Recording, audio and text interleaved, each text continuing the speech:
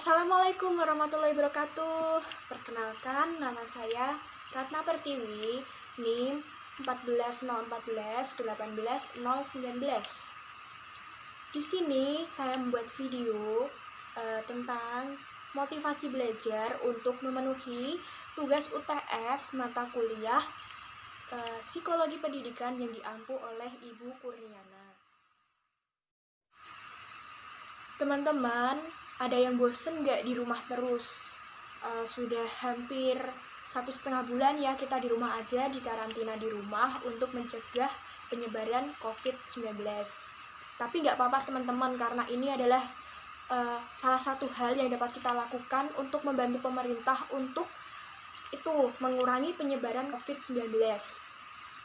Jadi jangan bosen-bosen bagi teman-teman untuk di rumah aja ya, jangan kemana-mana.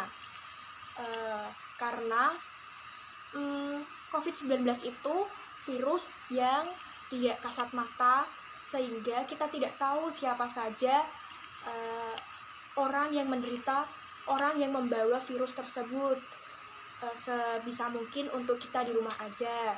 Di rumah banyak kok hal yang dapat kita lakukan untuk mengisi kegabutan kita dalam karantina ini. Contohnya bisa memasak. Teman-teman bisa belajar memasak, membuat dalgona coffee, membuat pai susu, membuat masak-masakan sama orang tua, sama adik, sama kakak. Bisa quality time juga dengan keluarga. Teman-teman juga bisa mengembangkan bakat seperti melukis, menyanyi, apalagi ya, seperti menggambar atau make up. Selain itu juga teman-teman bisa mengerjakan tugas karena kita banyak sekali tugas ya teman-teman. Selanjutnya kita juga bisa bersih-bersih rumah, membantu orang tua, berkebun. Teman-teman yang punya lahan di sekitar rumahnya bisa tuh ditanami bibit cabai, bibit tomat, terong, dan lain-lain. Rasanya kalau cabainya tumbuh itu rasanya seneng banget loh teman-teman, sumpah. Selain itu teman-teman juga bisa kayak nonton film, mendengarkan musik, atau kalau pas puasa-puasa begini teman-teman juga bisa mengaji, beribadah, mendekatkan diri pada Tuhan Yang Maha Kuasa. Itu aja teman-teman sebagai pengantarnya. Langsung saja kita mulai ke pokok bahasan kita, yaitu motivasi belajar. Di sini saya akan menyampaikan materi motivasi belajar.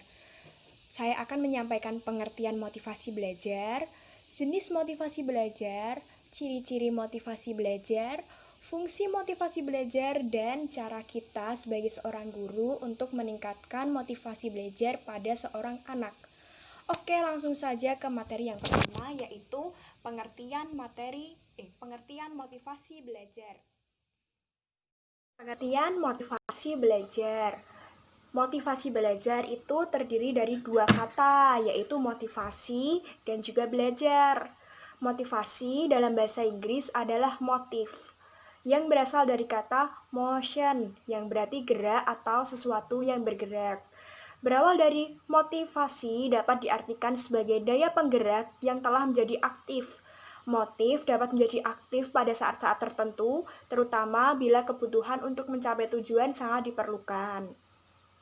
Ada pendapat dari ahli nih tentang motivasi itu. Menurut McDonald yang dikutip oleh Sargiman, motivasi adalah perubahan energi dalam diri seseorang yang ditandai dengan munculnya feeling dan didahului dengan tanggapan terhadap adanya tujuan. Dari pengertian yang dikemukakan oleh McDonald tersebut mengandung 3 elemen penting, yaitu motivasi itu mengawali terjadinya perubahan energi pada diri setiap individu. Yang kedua, motivasi ditandai dengan munculnya rasa dan afeksi seseorang. Yang ketiga, motivasi akan dirangsang karena adanya tujuan. Oke, sekarang kita akan mencari tahu apa itu pengertian belajar. Menurut Tursan Hakim yang dikutip Winarsan, Gora, dan Sunarto, belajar adalah suatu proses perubahan yang dialami manusia ditampakkan dalam bentuk peningkatan kualitas dan kuantitas tingkah laku, peningkatan kecakapan, pengetahuan, sikap, kebiasaan, pemahaman, keterampilan, daya pikir, dan lain-lain. Jadi dalam kegiatan belajar terjadinya suatu usaha yang menghasilkan perubahan-perubahan itu dapat diamati secara langsung maupun tidak langsung. Jadi, dapat disimpulkan bahwa motivasi belajar adalah sesuatu yang mendorong, menggerakkan, dan mengarahkan siswa dalam belajar. Yang kedua, sekarang kita akan mempelajari ciri-ciri motivasi belajar. Anak yang memiliki motivasi belajar itu memiliki ciri-ciri loh teman-teman. Dikemukakan oleh Sardiman AM, motivasi belajar memiliki ciri-ciri berikut. Yang pertama, tekun menghadapi tugas. Yang kedua, ulet menghadapi kesulitan. Yang ketiga, mewujudkan minat terhadap macam-macam masalah untuk orang dewasa, misalnya pembangunan, agama, politik, ekonomi, pemberantasan korupsi, dan lain-lain. Yang keempat, lebih sering bekerja mandiri. Jadi orang-orang yang memiliki motivasi belajar itu mandiri. Yang kelima, cepat bosan pada tugas-tugas yang bersifat rutin.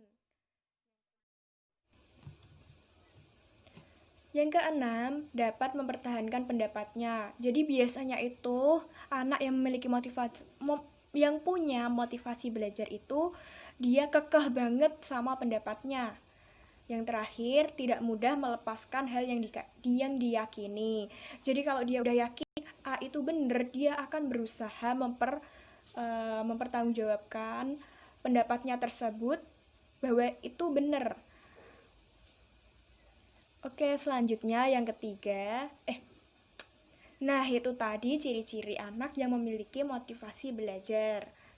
Yang ketiga, kita akan belajar jenis-jenis motivasi belajar. Ada dua nih jenis-jenis motivasi belajar, yaitu motivasi intrinsik dan motivasi ekstrinsik. Intrinsik itu berasal dari diri kita, kalau ekstrinsik berasal dari luar atau dorongan dari luar tubuh kita. Yang pertama kita belajar motivasi intrinsik terlebih dahulu.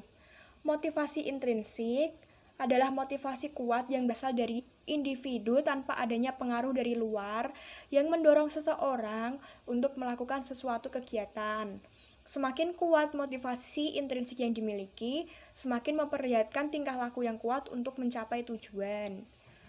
Ada 4 faktor yang mempengaruhi motivasi intrinsik, yaitu keinginan diri, kepuasan, kebiasaan baik, dan juga kesadaran. Oke, lanjut ke motivasi ekstrinsik. Motivasi ekstrinsik adalah keinginan untuk mencapai sesuatu didorong karena ingin mendapatkan penghargaan eksternal atau menghindari hukuman. Motivasi ekstrinsik adalah dorongan untuk berprestasi yang diberikan oleh orang lain, seperti semangat, pujian, nasihat guru, nasihat orang tua, dan orang-orang lain yang dicintai. Faktor yang mempengaruhi motivasi intrinsik ada 6, yaitu pujian, nasihat, semangat, hadiah, hukuman, dan meniru sesuatu. Yang keempat adalah fungsi motivasi belajar. Motivasi juga ada fungsinya loh teman-teman. Menurut Sudirman AM mengemukakan bahwa motivasi mempunyai fungsi sebagai berikut. Yang pertama adalah mendorong manusia untuk berbuat. Jadi motivasi itu sebagai motor penggerak yang melepaskan energi motivasi. Dalam hal ini merupakan motor penggerak yang akan digerakkan. Yang kedua, menentukan arah perbuatan, yakni ke arah tujuan yang akan dicapai. Jadi motivasi dapat memberikan arah kegiatan yang harus dikerjakan agar sesuai dengan tujuannya. Yang ketiga, menyeleksi perbuatan, yakni menentukan perbuatan yang harus dikerjakan yang sesuai untuk mencapai tujuan dengan menyisihkan perbuatan yang tidak bermanfaat bagi tujuan tersebut. Setelah mengetahui fungsi motivasi belajar, sekarang kita akan belajar tentang bagaimana cara guru untuk meningkatkan motivasi belajar pada siswa. Ini sangat berguna bagi kita kelak sebagai calon guru SD agar bisa meningkatkan motivasi belajar anak didik kita. Aku ada 7 tips and trik buat kita untuk meningkatkan motivasi belajar pada anak, yaitu yang pertama, menggunakan metode dan kegiatan menggunakan metode dan kegiatan belajar yang beragam. Melakukan kegiatan yang sama secara terus-menerus tentu akan menimbulkan rasa bosan dan menurunkan semangat belajar bagi siswa. Disinilah kita sebagai guru, peran kita akan terlihat. Berikan variasi belajar sehingga para siswa bisa termotivasi dan konsentrasi dalam belajar. Sesekali, guru dapat mencoba metode belajar yang beragam seperti bermain peran, studi kasus, simulasi, debat, diskusi, presentasi, kerja kelompok, dan lain-lain. Yang kedua, jadikan siswa sebagai peserta aktif. Di usia siswa yang masih muda, tentu kehidupan mereka sepenuhnya hanya melakukan kegiatan-kegiatan seperti menulis, belajar, bermain, berpetualang, menciptakan hal baru, dan lain-lain. Ketika berada di sekolah, jangan pernah menjadikan siswa sebagai peserta pasif di kelas. Kenapa? Karena hal itu dapat menurunkan minat dan mengurangi rasa keingintahuannya. Yang ketiga, menciptakan suasana kelas yang kondusif. Kelas yang aman, nyaman, dan tidak bising umumnya akan membuat siswa merasa didukung untuk berusaha. Hal ini akan berpengaruh terhadap minat belajarnya dan akan menumbuhkan motivasi belajar secara tidak langsung. Apabila siswa belajar di kelas yang kondusif, maka siswa cenderung terdorong untuk terus mengikuti proses belajar. Yang keempat, berikan petunjuk kepada siswa agar sukses dalam belajar. Jangan pernah membiarkan siswa itu untuk berjuang sendirian. Sebagai orang tua mereka di sekolah, kita harus mendukung mereka, sampaikan apa saja yang mereka harus lakukan. Dan yang terpenting, buatlah mereka yakin bahwa mereka bisa sukses dan bagaimana cara mencapainya. Yang kelima, pemberian penghargaan untuk memotivasi siswa. Pemberian penghargaan ketika mendapat pencapaian yang baik cukup efektif untuk menumbuhkan semangat belajar siswa. Penghargaan tersebut tidak harus berupa piala atau sesuatu yang mahal, tapi bisa jadi contoh-contoh hal yang remeh seperti tepuk tangan dari teman-teman, kemudian bintang atau skor atau nilai tambahan itu juga dapat menumbuhkan semangat siswa. Yang keenam, kenali minat siswa. Meskipun berada di kelas yang sama, setiap siswa tentu memiliki kepribadian yang berbeda-beda. Di sini tugas guru adalah pahamilah siswa Anda. Bimbing mereka untuk menggali potensi dirinya dan bantu mereka mengembangkan potensi diri tersebut. Ingat ya, jangan anggap semua murid itu sama, karena sejatinya setiap individu punya bakat dan minatnya sendiri-sendiri. Yang ketujuh, hargai kesuksesan dan keteladanan. Hindari komentar negatif terhadap kelakuan buruk dan performa rendah yang ditunjukkan oleh siswa. Karena itu dapat mematahkan semangat belajar dari siswa tersebut. Anda lebih baik memberi apresiasi bagi siswa yang menunjukkan kinerja yang baik. Pujian positif, dorongan, serta secara tidak langsung akan menjadi penggerak yang turut berpengaruh dan memberikan aspirasi bagi siswa yang lain untuk berprestasi. Nah, sudah selesai materi kita pada hari ini. Semoga bermanfaat bagi teman-teman. Keep healthy.